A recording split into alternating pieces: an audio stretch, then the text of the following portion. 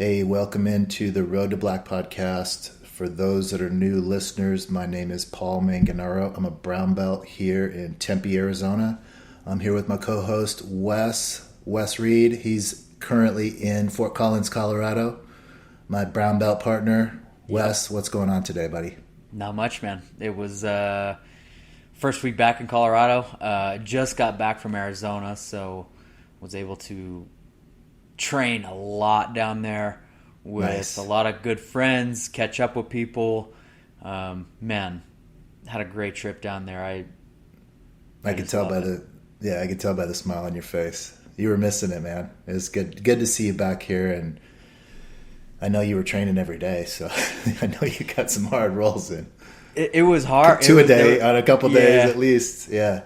Yep. Training at different places, different people, different intensities. Mm-hmm. And, when I come down there, I prep for that anyway, but mentally I know that it's going to be hard training. Mm-hmm. We've got people that want to train hard. And then when you haven't caught up with somebody and trained with in a while, they want to show you some of their new stuff. Oh yeah.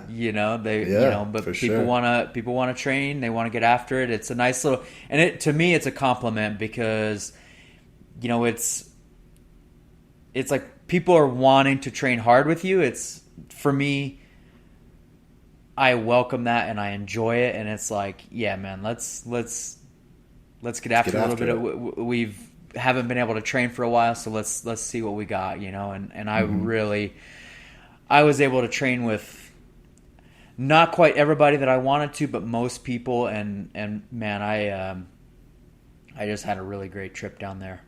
Yeah, so it was fantastic. I know you made it into one of our classes at the gym, at least one. Well, that I was there, and you got to catch up with everybody, all your old training partners. So it was great to see, and it was a fun time. I know everybody enjoyed your visit, so I could tell you were juiced up about the trip. So it was nice. Yeah, man, I was really, really happy. Stopped into Early Bird and just. I wasn't even waiting for the timer to stop before I was like getting another round in with somebody. So for sure, yeah, man, it was awesome.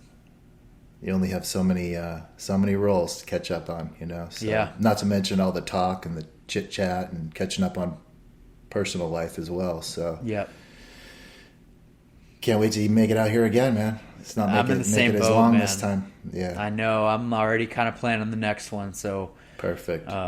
Looking to come down there, more frequent, and now that things are kind of calming down with COVID, and it seems like travel is more accessible, and it's a little bit more on the table.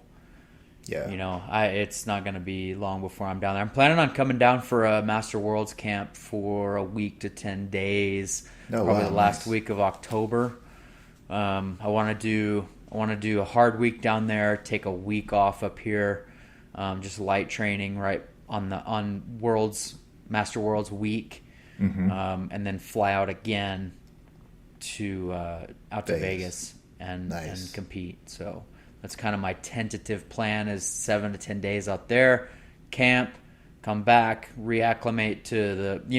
What I'm trying to do is I want to go down there, do my camp while I still have got the adaptations from elevation, come back up here for a week, get that again, like reacclimate to elevation, and then boom, fly in because I think I told, who was it? I was training with Nick Flores, and we were going hard, and it was just, I was like, man, it's nice to breathe. Like, there is so much air down here. I can feel it. And I don't have a problem here, but man, I got down there and it was like I didn't get tired at all. Right. So it was. Yeah, there's something really to be said about that, man. You're used to training in higher elevation for sure. So that's great. That's my plan. Awesome. It's a good plan. Good plan. We'll make sure we get some rolls in for sure. We will for sure. That was basically leading up. Your trip out here was leading up to a big weekend in jiu-jitsu here in Arizona. We had another fight to win on over the weekend on on Friday night, fight to win, second week in a row. Had some great performances of past guests. So guys were getting after it. Who do we have? Josh Guerra. Yep. Solid win. Solid victory. Didn't we text afterwards? We said... No, 3-0. Yeah, 3-0. Aaron Wilson and Josh Rodriguez. Yeah, so Aaron had a beautiful heel hook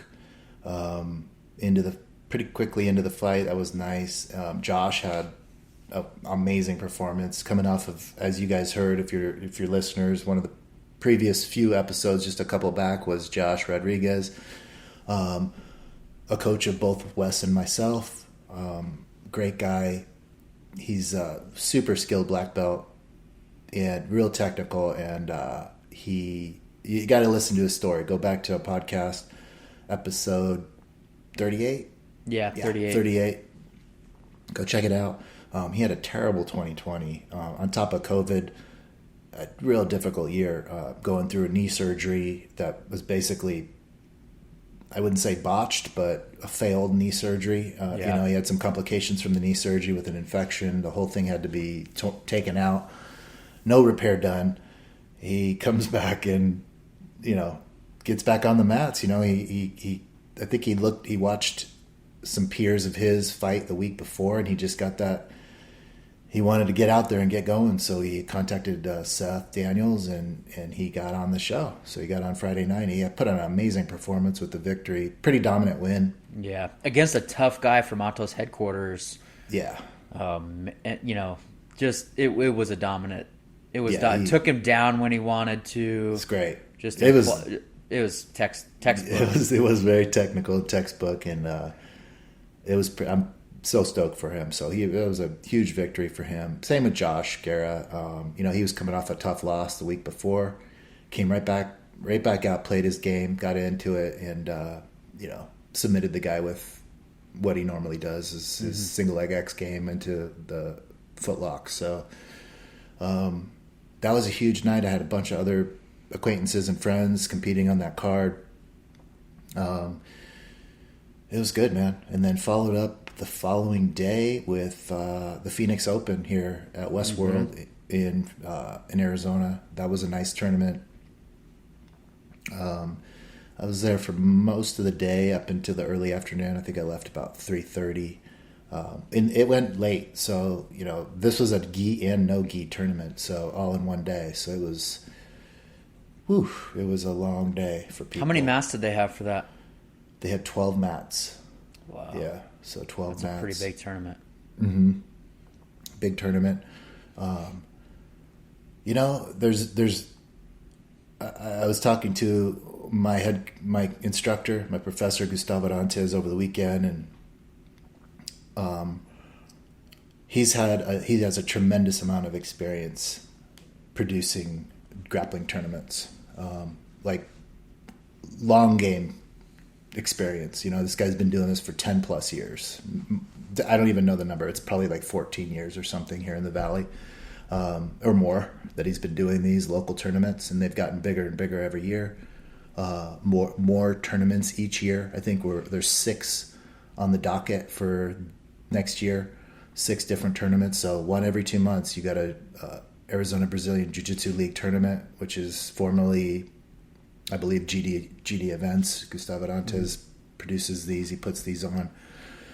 And his tournaments, man, when they were gone for COVID, within the community, everyone was missing those things. I mean, I would talk to just random people like, oh man, when are these tournaments going to come back? When is Gustavo's tournaments going to come back? Because they're so well run. Mm-hmm. They really are. They're so tight. Everything's really tight about them. He takes a lot of pride in that. And he was talking to me a little bit about the differences in tournaments with different the amounts of mats. Because there's other organizations that have come in with more mats even than 12 mats, but they haven't run so smoothly. Mm-hmm. Especially in the eyes of a promoter. And I've heard this before with some of these organizations. It's hard, it's hard to get 1,000+ competitors organized on time, get all the mats going at the same time.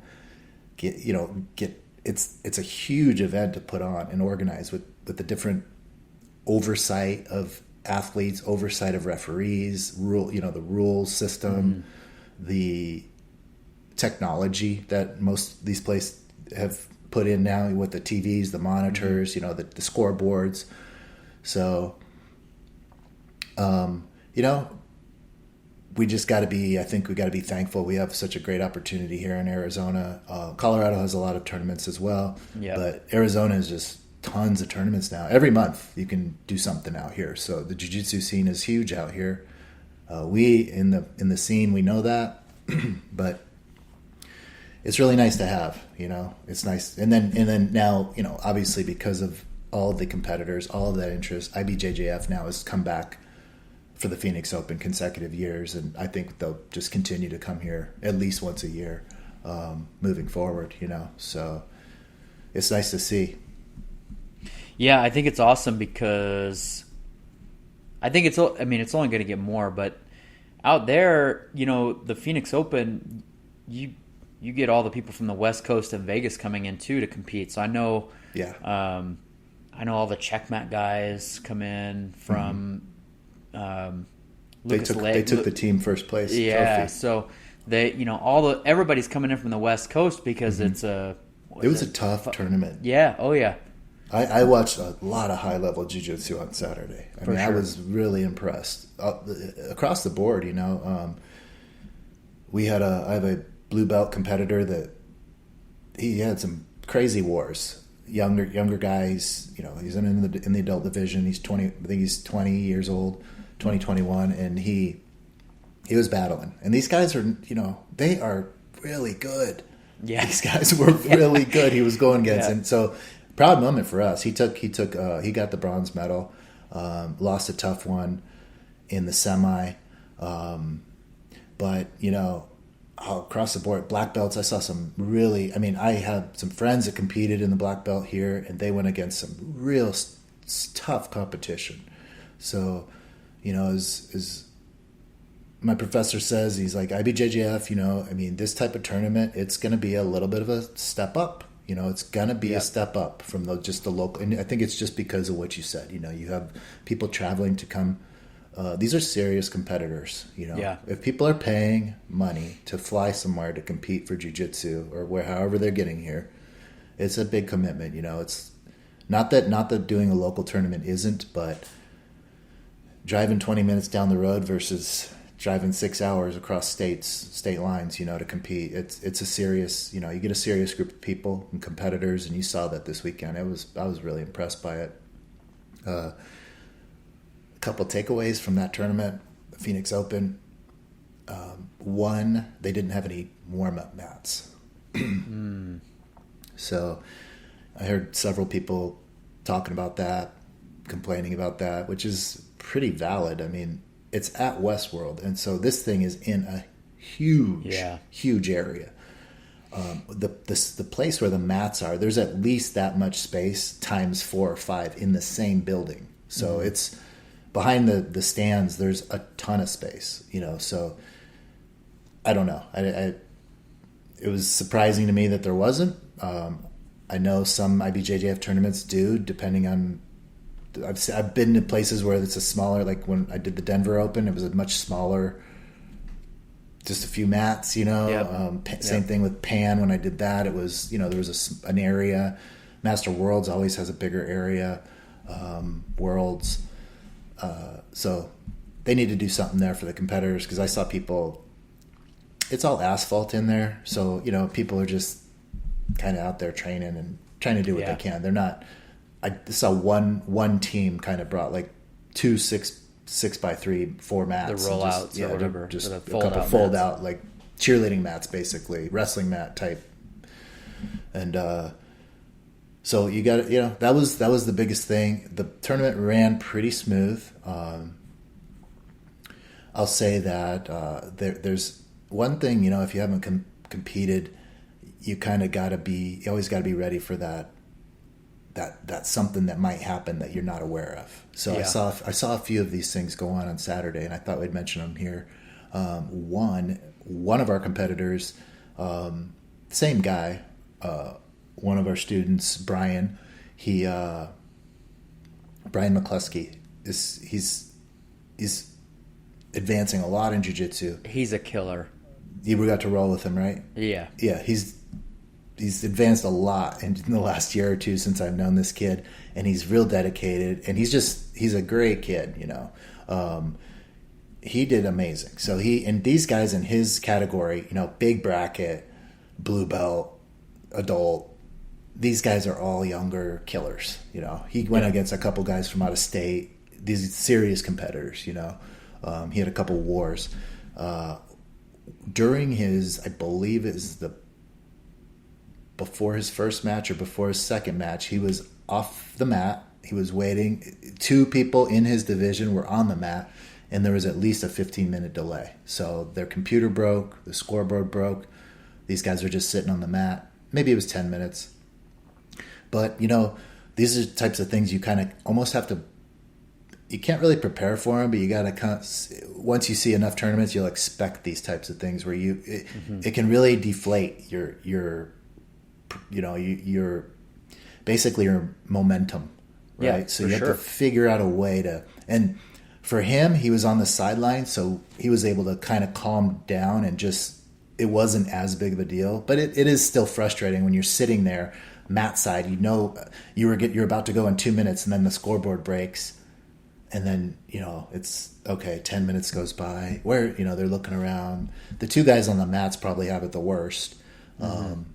I've experienced that myself when I did the last Master Worlds. I did a super weird day. I only had 1 match. I lost my first match on points. I was so disappointed because it was my fault. I gave up some points, and I was down on points, and the computer broke on our mat at Master Worlds.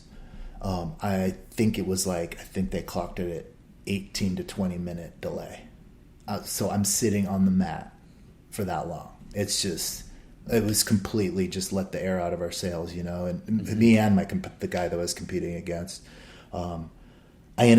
There was only a little bit of time left. I ended up doing a lot of great things in that last couple minutes. I actually felt good about that last part of the match, but it was just too little too late. And it was just a weird experience, you know. It was like you're out there, your first match, you're just totally juiced up. You got the adrenaline going, and then all of a sudden you're on your knees for 20 minutes, literally. It might have even been more than that. It was crazy. Like, they could not get this thing fixed. That same year, if I remember correctly, there was somebody, one of our training partners, you remember how they had those super fights in the middle of the whole thing, like around lunchtime or early afternoon? Mm-hmm. They got into the middle of their bracket, then the whole bracket closes down for these super fights. For like 2 hours, hour and a half. Yeah, so it's like you're getting momentum, you're going through the bracket, you're gaining confidence as you're going through. You know it's getting harder because everybody's advancing, and then the whole bracket just shuts down. Totally. Your body cools off. You are trying to, you know, you get into that mindset where you're mentally sharp. I mean, that is mentally exhausting to be doing that much mental work the whole time. Yeah. And staying sharp, making sure that you're on your game. And then you have a 2-hour window where you have to get re-warmed up. You have to get back in the zone. You know, so yeah, that can be frustrating. Yeah. That exact match, the super fight, it delayed my start time that year by like an hour and a half, which was also a pain in the ass. You know, I come over, I'm ready to go, and then everybody's like, no, they delayed, everything's pushed back. Yeah.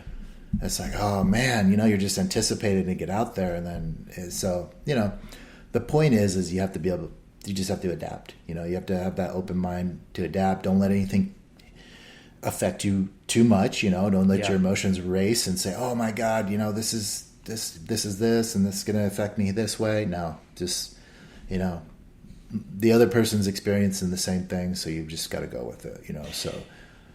And I think that's the importance of good coaching too. You know, a good coach needs to be on the sideline with their athlete. Hey, man, no big deal. Mm-hmm. Let's walk through, you know, we can't control this. Let's walk through a little bit of a game plan. What are you thinking about? Yeah. You know, kind of calm the person down, keep them dialed in, keep them zoned in, keep them in the game, but also not alarm. Not, you know, the coaching has you have an option, right? You can be an alarmist and be like, oh man, this is so fucked up. This is bullshit. Yeah. Or you can be like, hey, we can't control this. Let's stay mentally sharp. Talk to me about your game. What's your strategy? Maybe walk through a couple things. Try and keep him warm, but not expending too much energy to where he's going to go out in an energy deficit. So it's like a balancing act right there. But I think having somebody in your corner that is cool, calm, and collected during that is really important. It's having a good coach in your corner is so important. I've just realized that over the years. The times I've done best is when my coach was in my ear and he was like a video game. He was telling me what to do. That's the times I've done best. I'm not that experience of a competitor, so I need that. I know guys that can just go off by themselves. They've done it so many times and they're very successful, and that's okay too. But at our level, the lower belt ranks, you're still looking for instruction. It's always great to have that extra eye. Always, right? The person on your coach on the sideline can really identify and help you determine what your next move is, or what your next to be strategic. Number one, your next strategy, your strategic move, I should say, and that's very important when you're playing point jiu-jitsu. Well, any kind of jiu-jitsu, but when you're scoring, it could be as simple as you're up on points. You have a minute or two left. You close the guard. Let's play it safe here. Let's keep the guard closed, and you're telling them, keep the guard closed, yelling, do not move, break his posture down, keep the guard closed, So those are the things that you have to listen. You need that from your coach.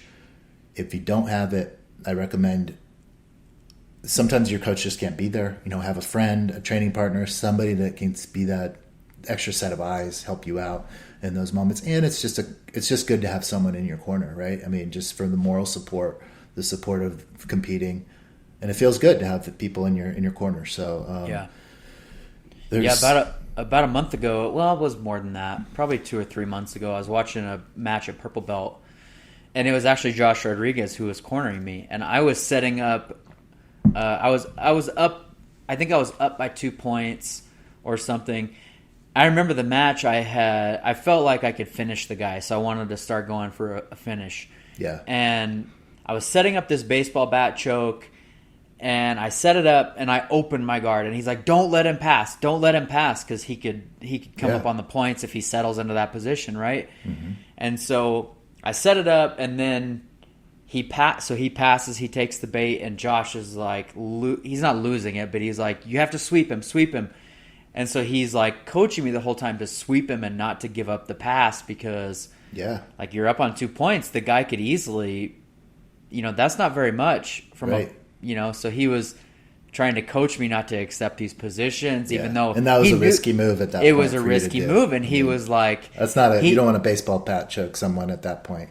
That's right, and he knew what I was doing. He knew I was wanting to go for the finish, but he was like, "No, don't do that. Don't accept that position, trying to get a finish because you're gonna 100%. Go down." And then next thing you know, you don't get the finish. You're down on bottom, side control. You're gonna be disappointed. You're going to be disappointed with the lost outcome. On that, So some people, you got to know the competitor. Some people are submission focused, and that is what they're going to do, and that's okay too. If you can get away with that, but the odds are in your favor if you play the point game, because that's what you're playing. It's point jiu-jitsu, it's sport jiu-jitsu. So submissions are awesome, but they can be risky. Sometimes you open yourself up and someone can just jump on a leg or jump on an arm real quick and end your night, and you were up 7-0 or something. It's like, so, you just got to play it safe, but the coach does help with that.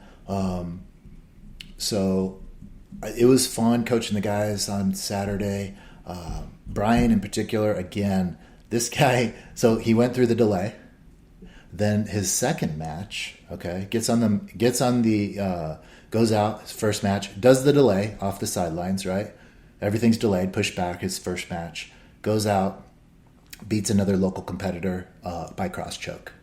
Beautiful. Choke, submits the guy. Boom. let's go. Let's settle down. Let's get going again. Okay, so he goes up for a second fight, and the guy he was going against was from Atos. Really good guy. Comes up to the mat, and the referee comes over and looks at his pants and says they're too short. The referee did this after the guy had already passed through checks in the bullpen. Okay.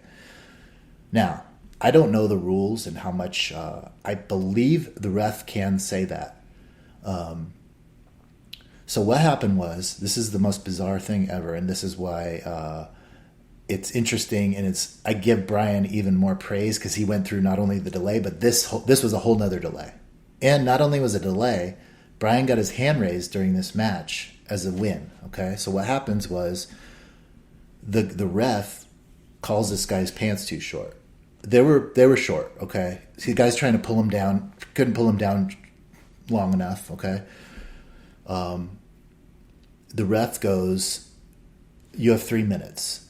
He was speaking Portuguese, but he held up 3 minutes. We knew what he would meant. He said, so I don't know if I don't think that was correct for him to give him a time limit. Okay. And I only found this out later. I don't know the rules enough about those types of things. But what happened was, this guy, he goes and he literally goes 10 feet over, and he has one other guy that he knows there. He changes the gi right there, strips down to his underwear. Both of them change the gi. This guy puts on pants that are shorter than the ones he had on. I could literally see it. I'm like, that's not going to work. What are you doing? This guy's shorter than you. Yeah. So he goes over to the bullpen to get it rechecked, and he fails the recheck. Okay? Fails the recheck, comes back to the mat. So you can imagine this is a delay. Our guy is literally at mat side waiting to go out. The mat is empty. Our guy Brian is waiting.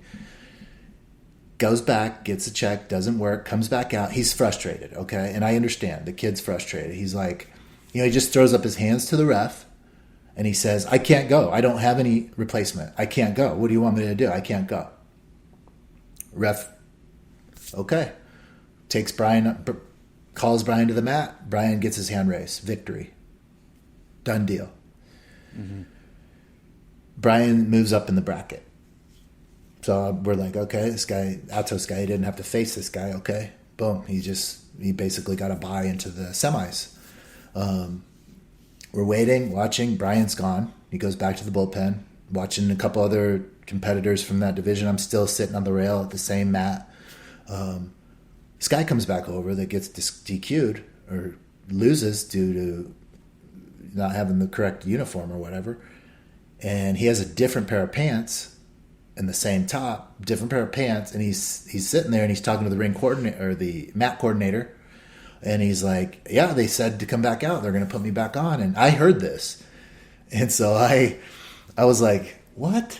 So Gustavo was over here to my left talking to someone, and I nudged him. I'm like, then I start talking to Gustavo. I'm like, they're letting this guy come back, and both of us were just perplexed. I was like, "What? What do you mean?" Like he literally moved up in the bracket. We were on our phones looking at IBJJF. He moved the bracket. He got his hand raised. He won. Mm-hmm. Okay, so this whole thing goes down. Gustavo talks to the mat coordinator in Portuguese. I have no idea what these guys are saying, but he's just going at it. He's just like, what's going on? The mat coordinator agreed. The referee agreed. Everyone agreed. Because the kid basically, there was an argument because they went back to the major ring coordinator, the supervisor of all these guys, and I guess he said that it wasn't in the ref's right to give him a time limit. I think that's what it came back. This is all in Portuguese, so this is kind of what I heard from Gustavo afterwards. Because Gustavo actually left the mat and went. He told the ref stop, told everybody to stop because he didn't want the match to go on. They're basically waving this guy back on. Right. It was confusing. Because even if they did let him fight, it's like, what are we doing here? Our guy just won this match. At least that's the way we looked at it. And not to be like petty about this, but that's you got to understand totally. From the fighter's point of view. Yeah. Brian just got his hand raised. Yeah, you need to discipline the ref, not right. Exactly. I mean, the ref is the issue, not totally. Not the outcome of the match is done.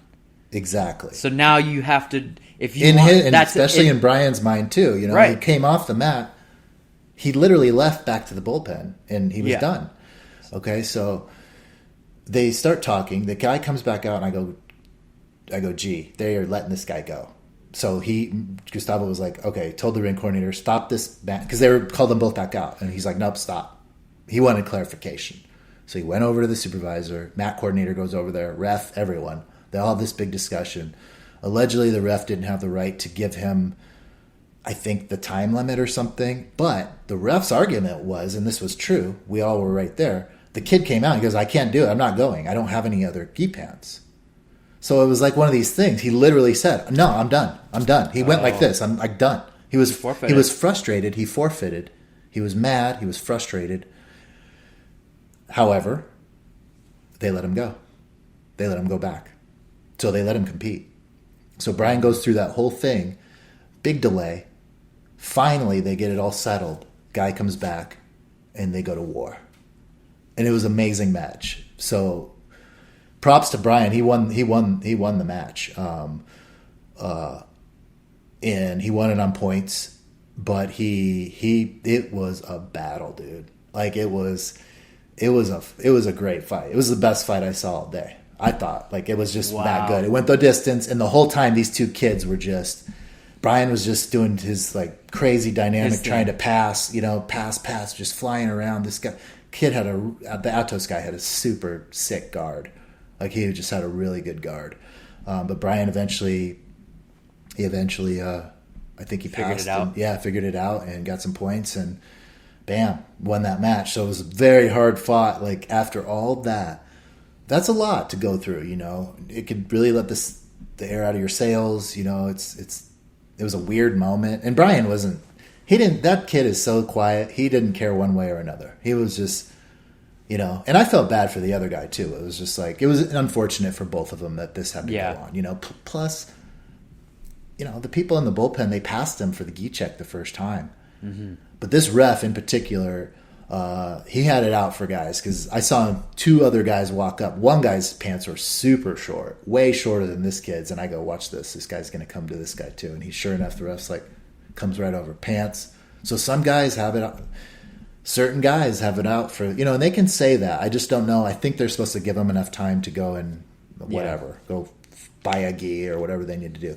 So lesson here, listeners, always have a backup gi. Yes. So that is sure. That's where I was going with this whole thing, is that make sure your gi will fly in terms of length, fitting, patch placement is important. Make sure if you're buying a gi that they're legal, IBJJF legal, and then the patches are placed. When I make my gis, I make sure that I'm putting our emblems and logos in the correct places. But if you're getting your gi vinyled, you also have to know that person, there's certain spots you're pretty okay to put in most places, but you can get called for that, so be aware of that. Colors, another one is the Sanubal brand. I don't know if you've ever seen their pants. They have the crotch is actually an opposite color of the pant, so if you have black pants, you get a red crotch, and you cannot use those. I know people that have had to change their gi because of that. So you just have to know the rules. Always bring another gi, because even, I hate to say it, but even if you're wearing a Roll Union gi, something happens and your pants rip or something, you better have a backup plan, to continue. So, and I would like to say my gis would never happen, but you don't know. You could. It happens, something can happen to something. A patch can rip off. I've seen refs have to rip patches that are halfway ripped off your back. They'll tell you, rip the patch off, take the patch off. Or if the patch is put in the wrong place, take it off. Yep. It happens, especially if you're training in the same gis that you're competing in. Yeah. Those, we're not easy on gis. No. And blowouts happen. Yeah, exactly. They do. Yeah, so, especially if you're wearing an older gi. Most of the rips you're going to see with a worn out gi. But that's something you want to have. Gustavo told me a story when we were standing there about that same thing. He saw this kid one time. Nope, the gi's not going to work. He said he watched this kid, I think it was at Worlds even, and he watched him climb all the way up the crowd to go get his backpack. He gets his money, and he watched him. He watched him all the way go up the pyramid, go all the way up, gets his backpack, goes all the way down, buys a brand new gi. Those vendors are so happy. He had to pay this huge cost. He comes out, and I think Gustavo said the poor kid lost within the first minute or something. It was just a really bad day for this guy. So, but he got a shirt and a new gi out of the deal, right? So. Yeah, whether you like the gi brand or not. So, you just gotta prepare. Have that extra gear with you, and the professionals all do. All the guys that compete at the higher level, they have that. I know they do. Yeah. Because that's the last thing you want to do is be disqualified or not be able to continue in a Man, I tell people, like, put your bags together like days and like make everything. We've gone over this on the podcast. Standardize as many things as possible.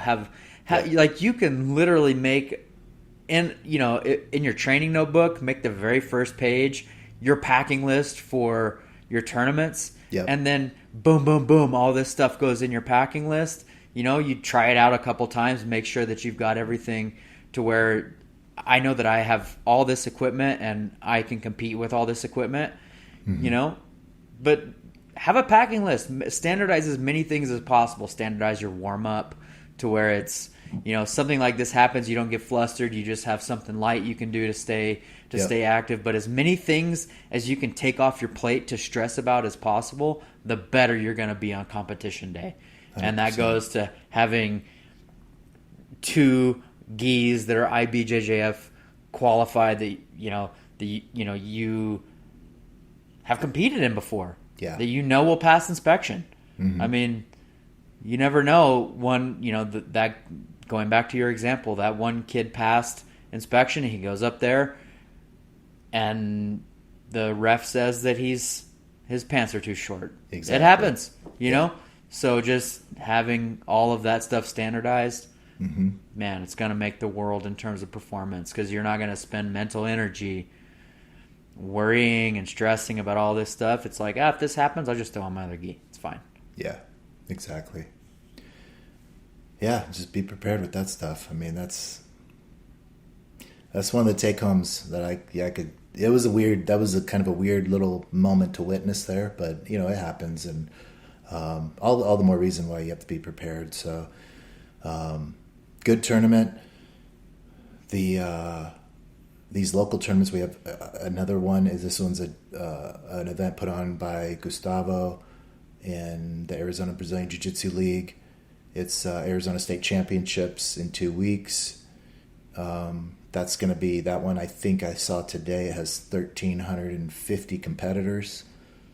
My goodness. 2-day event. His tournaments have just gotten massive. Yeah, 2-day event. Kids too. Kids are on Saturday. Big, a lot of kids. So I think the kids has reached capacity. Kids of the kids' day. So awesome. What does that tell you for the sport? I mean, is that still at Phoenix College? Yeah, still at Phoenix College. Next year, I was gonna look up the name of it. I forgot the name. They're building a brand new sports complex out by Williams Gateway Airport in Mesa. Okay. So I hope this isn't private information, but we're breaking news on the Road to Black podcast. But that is where Gustavo's events are going to be held in 2022. We're all super stoked for that. It's gonna be awesome. It is, more leaning towards an East Side venue. It's just hard to find a venue that big. His events are too big for Phoenix College. Way too big. Oh, for sure. They don't fit in there. There's the warm up mat in there is like it's the size of not even the size of your gym right there. It's not. No, totally. So they gotta expand. They actually looked at other venues, and it's just hard to get in with these bigger places.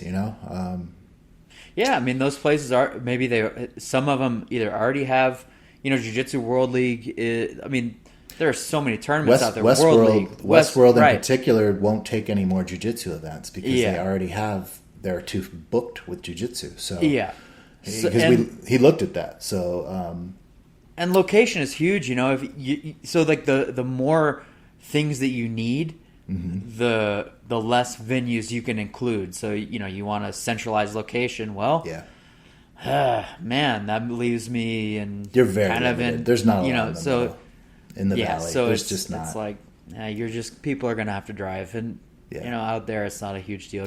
It's right off the freeway. It's right off the freeway. It's gonna be a beautiful facility. I think it opens the first of the year, brand new. A lot of amenities. I'm hoping I'm not sharing too many secrets, but a lot more double the mat space, double the mats. So it's a big. They're going to get big. They're going to get even bigger because now he can have more capacity, and he runs super professional tournaments. They're all they align very well with IBJJF, very closely. Now they're all computerized. They have the monitors. They have the professional bullpen looking thing. Everything is really pro nice. Refs too. I mean, IBJJF refs are doing that for too. Sure. So you're getting the look. I am really excited for 2022 competitions coming up. Just to be a coach and involved in all that, just being in the community, competing myself next year too. I mean, it's gonna be fun being in a new place, And I think obviously we'll have some nice warm up area.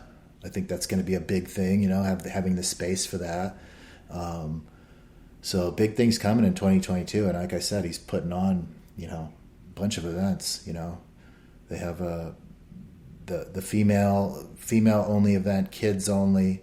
They have the Nogi State Masters only, Southwest Classic, Arizona State Championship. I mean, there's at least 6 now. It's good stuff, man. It's he runs a great show. He's so organized with that stuff. I've heard from guys all across different gyms. They just really love doing his tournaments, and I think that's why I didn't see a lot of. There was a lot of. I shouldn't say not a lot of local people at the Phoenix Open, because there were, but you're going to see a lot more local people. Like our gym has way more competitors going to the Arizona State versus the IBJJF. And, IBJJF, the competition's going to be a little bit more, like we said before, it's going to be, you're going to bring in people from outside, but same thing with his local tournaments though.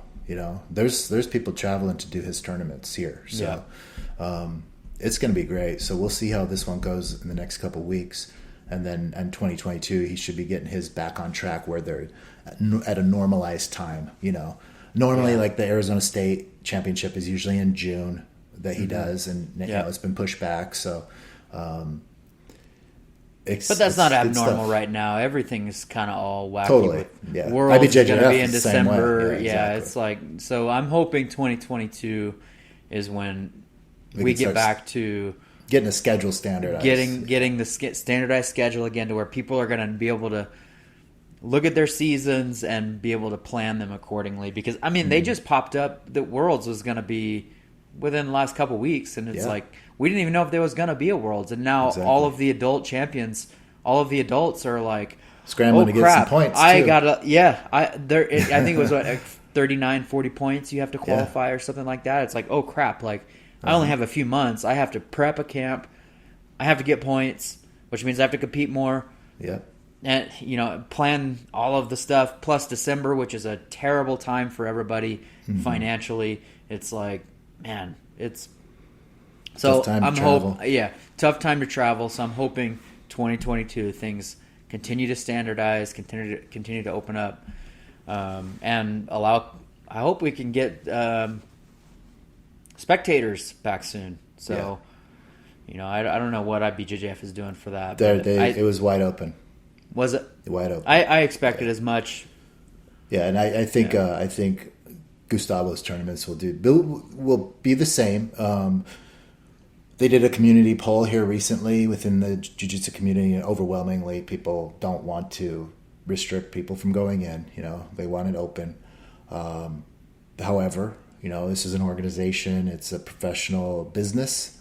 You have to weigh your liability to some of these things, and it can be a tough decision sometimes, especially at the Phoenix College when, if you've been there, I know you have, it is like sardines. It's sardines in there. So I've been in there where there is not a seat in the stands, and every ounce of floor space is packed. Yep. It's difficult in there. It is. It's tough. So, you have to weigh those things, especially with the new Delta variant and all this, it's just back in the news, and it's just tough, It's hard to, these guys that run these promotions, and just being a gym owner in general, it's like, okay, what's the latest flavor of the day in terms of COVID?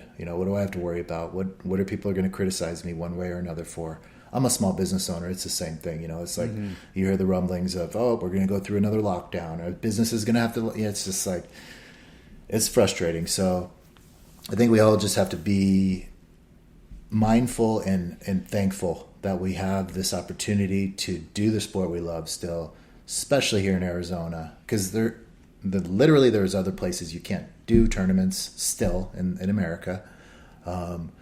So we're fortunate here. If by any chance they had to lock out people and have no spectators, then you're just gonna have to get it done. And unfortunately that would suck, but nobody wants that. The tournament promoters don't want that. It's like, these guys want to make money too. They don't want to tell people not to come in. Okay, they're losing a lot of money when they do that. So hopefully we can keep things open here in Arizona and safe, obviously. We'll see. By the time some of these other tournaments come around, it could change. We do not know. IBJJF's, they've got Master Worlds, Pan's in Florida, so that's not gonna. Yeah, that's not gonna change. That's a go. No. Yeah. No matter what happens, that's a go. But the ones in Vegas, California, I mean, they could be affected. They could be affected, whether it's spectator or nothing.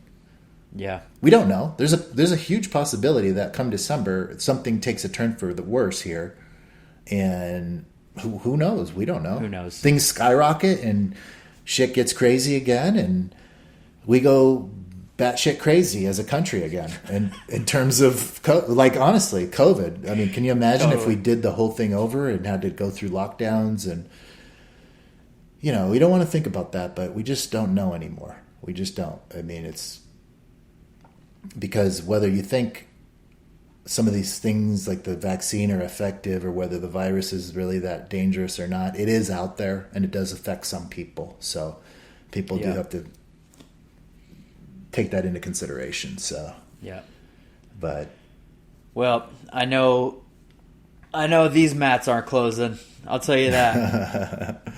No shit.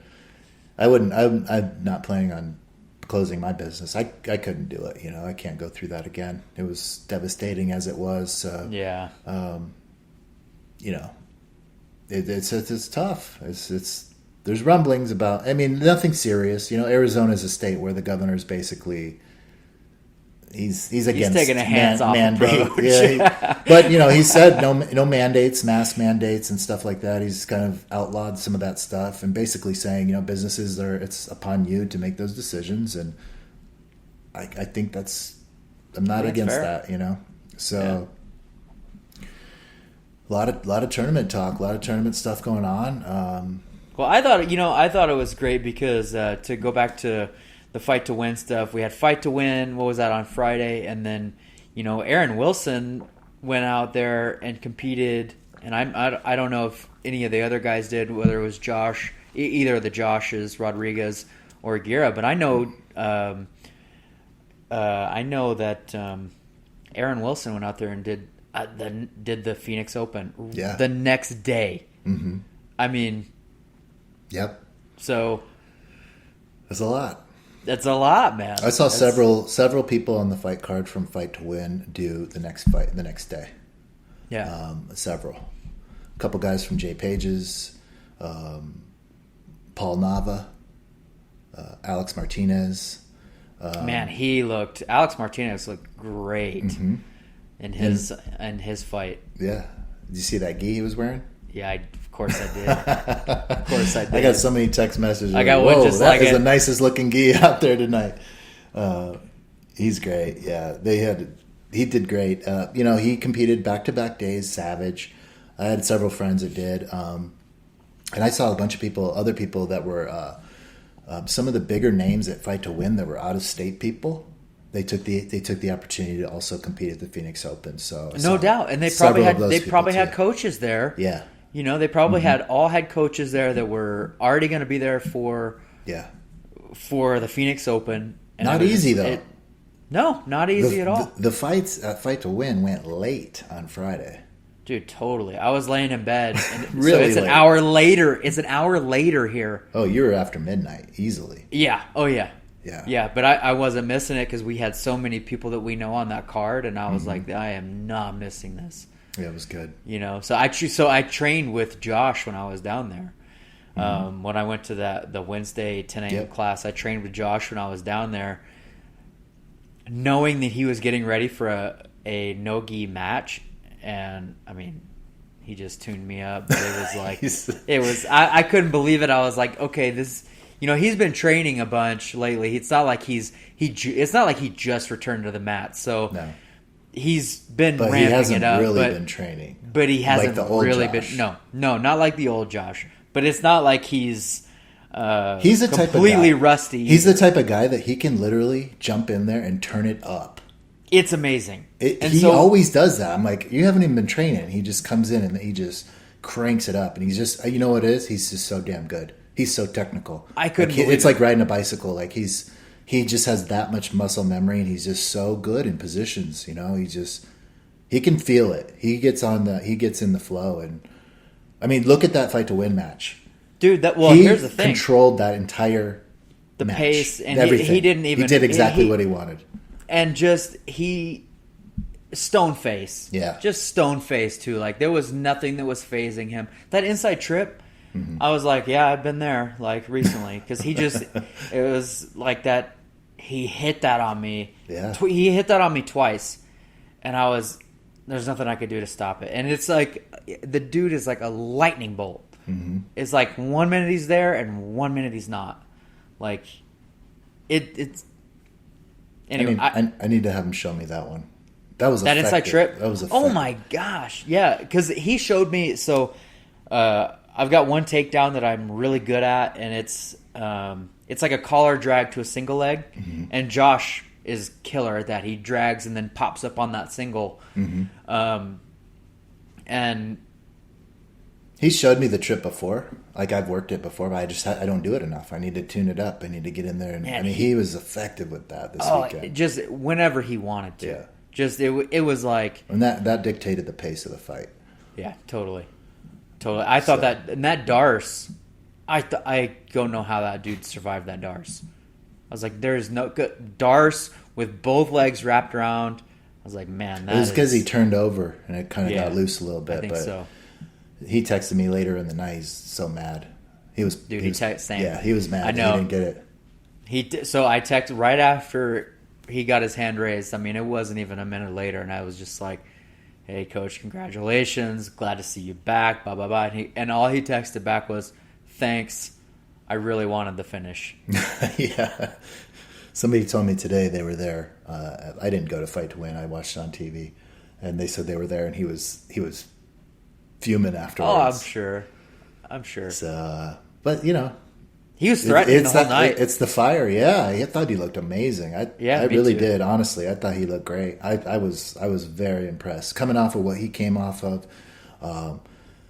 It's been a while since he competed at Fight to Win. Been a long time since he competed anywhere. Really competed, yeah. It's good to have him back in the game. He's game. He's a gamer. He's one of these guys that needs to be out there competing. I always try to encourage him to, even on these local ones. I'm like, just get out there, dude. If there's a guy in your bracket, because sometimes at the smaller tournaments you don't have a lot of black belts sign up, but more and more you're getting people, So yeah. I think this guy gave him a little bit of juice to start getting going on doing more. Hopefully he'll do Master Worlds as well. So he did really well at the last one. So I'll be on. So for the listeners, before we get on the podcast and hit record, we kind of bullshit a little bit. Well, I think it was before you even came on when Josh was on. Josh and I were sitting there just rapping out. Mm-hmm. And I asked him, are you planning to do Master Worlds? And he's like, oh, yeah, I'm going to do Master Worlds, da-da-da. And then on the podcast, he is like, when he said, I almost get offended every time somebody asks me, are you going to do this tournament, that tournament? I was like, oh, my gosh, I just asked him that, if he's going to do Master Worlds. So anyway, what he told me is, of course, he's going to do Master Worlds. So he'll be back out there. And I would say he's probably going to do a couple more tournaments, probably to tune up now that he's tasted victory. He's tasted that competition. Mm-hmm. And I can only see him being even more driven now that he kind of knocked it off, he kind of knocked off the rust. That was a 4-day notice fight, too. So you got some mental toughness, when you take those last minute fights, big stage. Yeah, here I am. I'm gonna go out and be on TV real quick with 4 days notice, not even knowing who you're gonna make me fight. So props to those guys for doing that. Great jiu-jitsu all around this weekend here. More to come. Man, it's been a crazy week. We talked about the Danaher breakup last week. That whole thing's getting it's so getting funny. Outrageous now. It's just so funny, You saw the Master Ken, I'm assuming. Yeah. I thought that was pretty good. So, yeah, man. Good week. We're training in our class for the next competition. We're doing some competition based training and kind of just picking it up a little bit, picking up the pace. Yeah. Doing more drills and not learning too much new, but revisiting some stuff that's pertinent with competition. And that's one of the things I took home from one of my main coaches, Manny Romero, who was always at my side tournaments. He was basically my tournament coach. He would always be there because he was my main instructor for years. And every time we'd come back after a tournament, he would give you advice on what you needed to tune up, but he would also just as a whole teach at least a week the class. He would always bring back things that he saw in the tournament that other people did. That as a whole. And the last few tournaments I've done, I've really noticed that being the coach that I've been at being a coach, I start noticing those things. And I think when you get deeper into your belts, you start picking up on those too. Mm-hmm. And it's like, as a coach, I'm kind of have the responsibility now of not only picking my athletes up, but also criticizing them even when they win. I mean, I think that's one of the hard things you have to do because you're going to get better with that, right? I mean, I there's been times when I've won a tournament, won a match, and it's like, but I could have went this.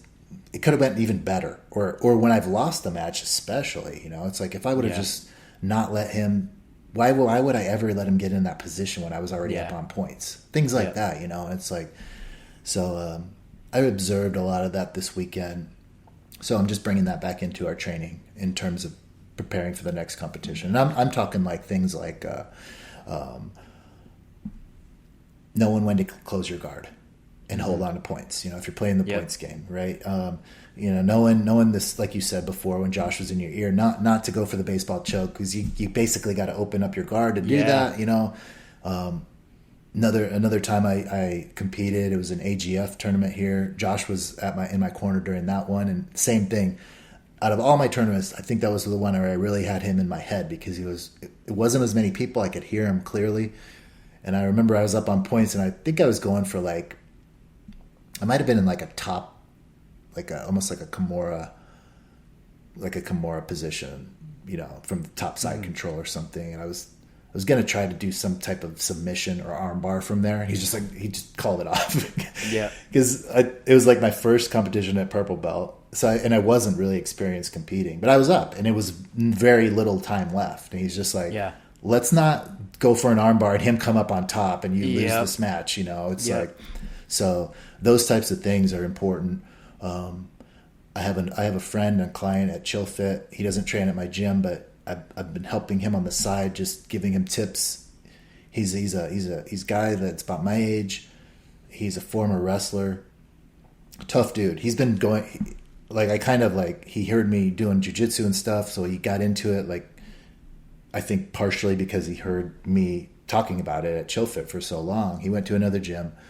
He got his blue belt right away because he just thrashes everyone. So he's like a wrestler guy. So, but, you know, being a newer blue belt, he hasn't had the time to build up on some of the fundamental skills. He's an amazing wrestler. So every tournament he does, he wins because he out wrestles. He takes people down and just controls them. He's a great top game, you know.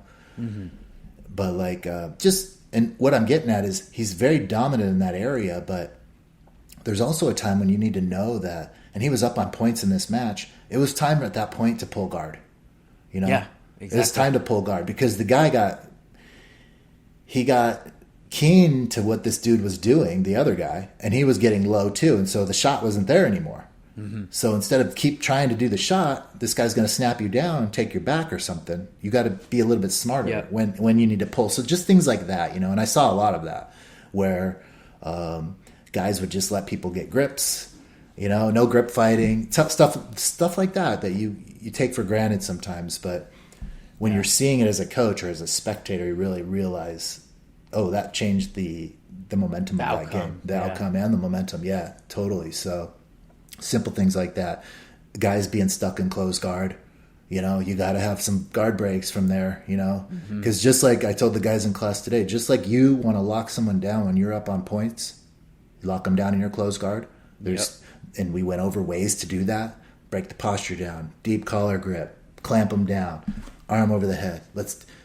If you're in that position and you're down on points, you got to go berserker mode. And get it. You better have some escapes from there or some guard breaks because closed guard is no joke when someone wants to lock you down. So for sure. And if you're up 2 points with a minute and a half left, I'll eat as many penalties as they're going to give me. I'm still up 2 points. And if you're on the bottom, we talked about that too today. If you have a hand in the collar, you just threaten a little bit. You're not getting. They're not going to give that guy an advantage. It's on him to get up, you know. So, but you might be that person inside the guard. So. Those are the things that, hey, I don't play a lot of closed guard breaks day to day because that's not my thing. I don't play closed guard. But guess what? In a tournament, I saw a lot of closed guard. Mm-hmm. I saw a lot of closed guard, especially on guys that aren't as dynamic on their feet. Once these bigger guys close their guard on you, you know, or bigger, older. Some of the lighter weight, younger kids, I mean, these and higher level people, they know not to let it close. You try to pull close, and they're putting their knee in real quick. No, they know the importance of it. That you can get locked down there for a long time. Yeah, that's one of my coaches early on. I was a blue belt.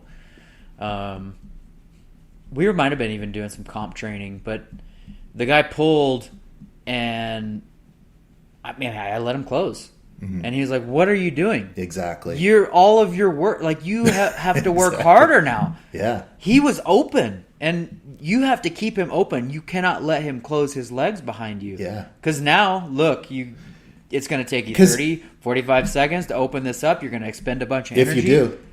Yeah, if you do. But you know, as well as I do in training, that happens a lot. Somebody goes to pull guard, and you just settle in. I'm going to settle inside this guy's guard because it's just training. It's just, okay, I'll fight out of that position. But when you get into a competition, the timer goes quick. Yeah. You know, you don't have as much time to do that type of thing. So my first Master Worlds match, I had just got my purple belt. I did one match before that, like 2 weeks before AGF. I won that match. There was only one guy in my division. So 2 weeks later, it was 4 weeks after I got my purple belt, I was at Master Worlds. First match, I pulled guard quick, closed guard on this guy. I'm not embarrassed to say because I never did an IBJJF tournament before anywhere, and this was my first one, Master Worlds. Closed guard, and I held him there the entire fight. I was trying to submit him. I won by advantages, so he couldn't get out. He was frustrated. This guy traveled from Germany or something, you know. So it's frustrating. Yeah, it's frustrating, and you know. I feel like I can keep guys in my closed guard when I need to, and I think that's a huge strength, you know. Roger Gracie's one of my favorite grapplers, and his control was devastating from there. Mm-hmm. Devastating, you know. And it might not be the fanciest and the flashiest guard, but I'll tell you what, it's effective when it needs to be. So, yep. So that was something we worked on today, and we'll be working on it a lot. Is because I don't want you to not be able to get your game going because you're stuck in someone's closed guard, yep. Or any guard, to be honest. But closed, well, you got a guy that can play good closed guard. Good luck getting out. Yeah. You roll with Gary. You'll sit there the whole time until you get submitted. So, yeah. Break that guard. Don't let him close it. Don't let him close it. Don't let him close it. Perfect. Don't get there first. Don't get there first. But make sure you have a couple guard breaks from there. A lot of people focus on one closed guard break. You gotta have a couple go-tos, because if people they know what you're up to. They know you're going to try to put the knee in the middle. They're just going to shift their hips and not let you do that constantly. Yeah. It's frustrating. So that's a big thing. I saw a lot of that this weekend. Guys letting the clock tick down because they couldn't really play their game. So you don't expect those things so much because you have that one track mind and you should have a game plan. You should go attack your game plan, but right away, if you don't. That's why it's important too. I always think if you're getting grips, if you're not a judo guy, you get grips and go. You pull guard quick. I was always taught that. It's like you get grips and go, because you grip up and they pull guard on you. That determines the momentum of the match a lot of times. So we all know that. High level guys know that. That's why you see double guard pulls all the time, and it's all timing. It's that is what it is. That's jiu-jitsu. So. You got to be aware of that, but then also be aware of the wrestler and somebody that's going to take you down. So that's the beauty of it. You got to play all those games, play all those mini games within the game. So, well, man, it was a good week. I'm fired up this week, so I'm awesome. Me too. Good, nice little recharge. So I'm glad to have gotten to see you and spend some time with you, and glad you got to eat some good food out here, hopefully, several times. I know how disappointed you are from where you're at. Yeah. But guys, go check out the BJJ Physio online. Wes is he's been grinding lately. He's working with a bunch of great dudes, getting them back on the mat. I shouldn't say dudes because I don't know whether they're female or male, or both. But a lot of good athletes he's working with. All over the place. All over the place. In fact, one of my athletes, multiple podiums. I think he got one gold, bronze in the Open, and then silver, I think, no-gi at the Phoenix Open. Beautiful. So, yeah. Got a few medals. So I was. It feels happy. Good to get people back on the mat, doesn't it? Yeah, it's awesome. I bet that's amazing. Yeah. Check Wes out. He's going to set you up with a program.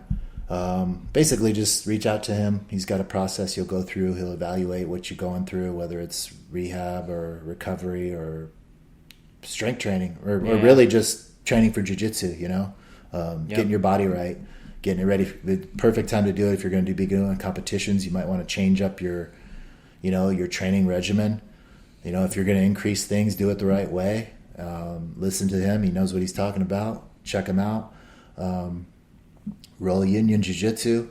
I got a couple new gis coming out, guys. Go jump on our newsletter. Like I said last week, jump on that. You'll have an opportunity. We'll send you kind of a little not a pre-sale, like basically a pre-order opportunity. You can save some money on the gi, get first dibs on the gi. The last one sold out. Didn't last too long on the shelf, so I have people coming after texting, hey, do you got any more left? No, we sold out. You got to jump on them when they come, guys. That's dude, I heard that this week. Man. Yeah. Hey, so, you have nope, I'm out. Yep. I'm out. So check that out. Check Roll Union out. Right now, I got we got ranked rash guards coming real soon. We got a new beautiful gi that I'm working on. That should be out in just a couple weeks. You should be able to chance to scoop that up, and then look for us on the mats, man. We got some people, both a couple sponsored athletes, but also just the regular the listener. I got listeners that are out there wearing Roll Union, getting out there and winning some medals. So that feels great. Me and Wes love the support. Support the podcast. Go tell somebody about it. Share our posts. Anything you can do, because we're just like you. We're just talking about trying to get our black belt every day here. Check it out, guys. Have a safe week. Wes, I'll see you next week. Yes, sir. We're out.